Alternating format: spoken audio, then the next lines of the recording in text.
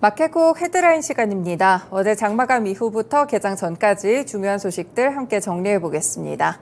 네, 첫 번째 소식입니다.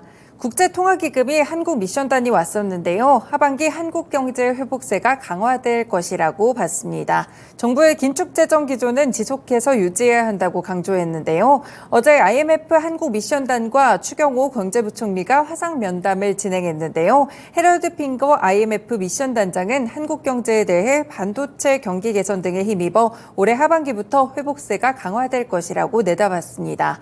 이 정부의 긴축적인 재정 정책에 대해서는 적절한 방향이라고 평가하면서 당분간은 긴축 기조를 유지해야 한다라고 강조했는데요. 같은 맥락에서는 재정 정상화를 위한 내년도 예산안을 긍정적으로 평가한다며 재정 준칙 도입도 조속히 마무리돼야 한다고 말했습니다. 추 부총리도 미션 단장의 평가에 전반적으로 동의했는데요. 하반기 한국 경제가 반등할 수 있도록 민간의 경제 활동을 뒷받침하는 데 총력을 기울일 것이라고 밝혔습니다. 네, 두 번째 소식 체크해봅니다. 과학기술정보통신부가 정보보호산업 글로벌 경쟁력을 확보하기 위해 2027년까지 1조 1천억 원의 규모의 예산을 투자하게 됩니다. 어제 과기부는 정보보호산업의 글로벌 경쟁력 확보 전략을 발표했는데요. 이번 전략은 사이버 보안 시장을 선점해 국가안보와 산업 경쟁력을 동시에 확보하기 위해 마련됐습니다. 최근에 러시아나 우크라이나 전쟁 등 전 세계적인 사이버 위협이 증가하고 있고 제로 트러스트와 통합 보안 등 급변하는 보안의 패러다임에 전환이 되고 있는데 여기에 대응하기 위한 것인데요. 과기정통부는 급변하는 보안 패러다임에 따라서 융합보안과 물리보안의 산업을 집중 육성에 나섭니다. 국내 기업 간 협력을 통해 경쟁력을 확보한 후 전략적으로 글로벌 시장에 안착할 수 있는 기반도 마련해주게 되는데요. 이를 위해 민간 주도형 전략적 협업 추진연대 K-시큐리티 얼라이언스도 함께 구성했습니다.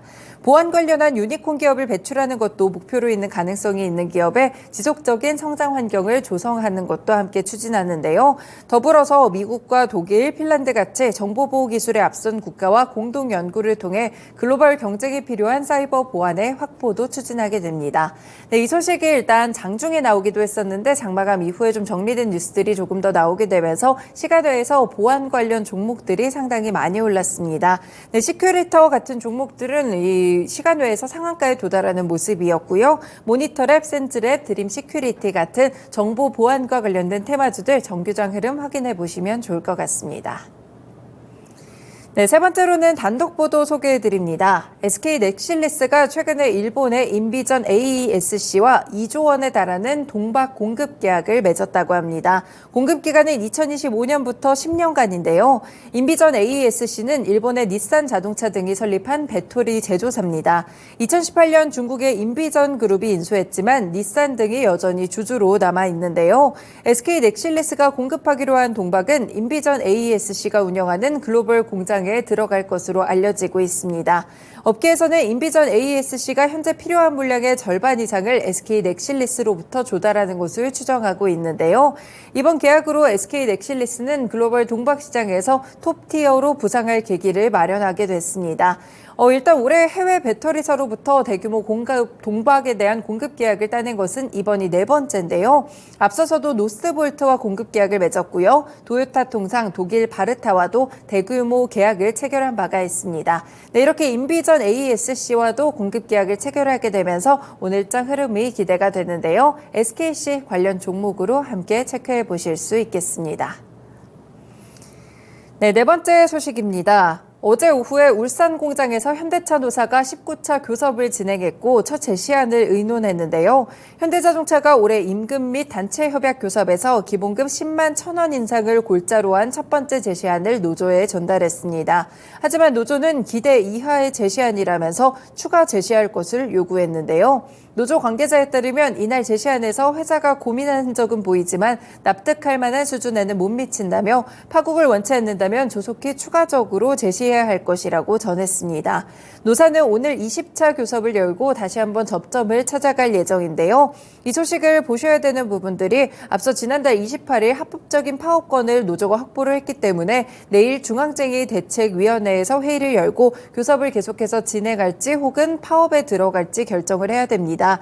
만약에 노조가 실제로 파업에 돌입하면 지난 2018년 이후에 5년 만에 파업이기 때문에 또다시 현대차의 주가에는 조금 악재가 될 수 있겠죠. 관련한 증권가의 우려 섞인 시선들도 몇 가지 리포트를 통해서 나오기도 했었는데요. 관련 종목으로는 역시나 현대차 그룹주들 체크해 보실 수 있겠습니다. 대표적으로 현대차 주가 흐름도 확인해 보시길 바라겠습니다.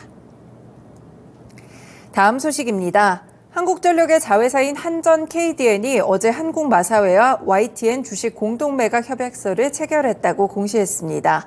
현재 한전 KDN과 한국마사회는 YTN의 지분을 각각 한전 KDN이 21.43%, 한국마사회가 9.52%를 보유하고 있는데요.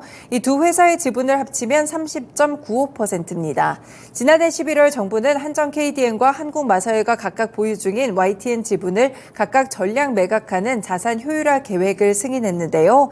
이후에 한전 KDN과 마사회는 3일 회계법인을 매각 주관사로 선정해 매각 실무 준비를 해왔습니다.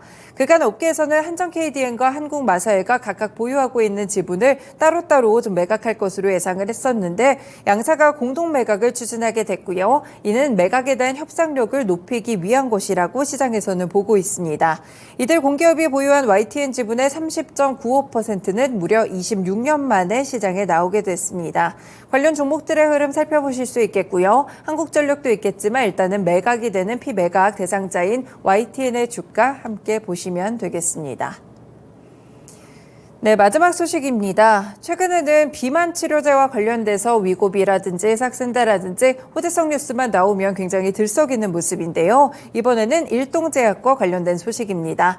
일동제약이 어제 식품의약품안전처에서 ID1105-21156의 안전성과 내약성 등을 평가하기 위한 임상1상 시험 계획을 승인받았습니다.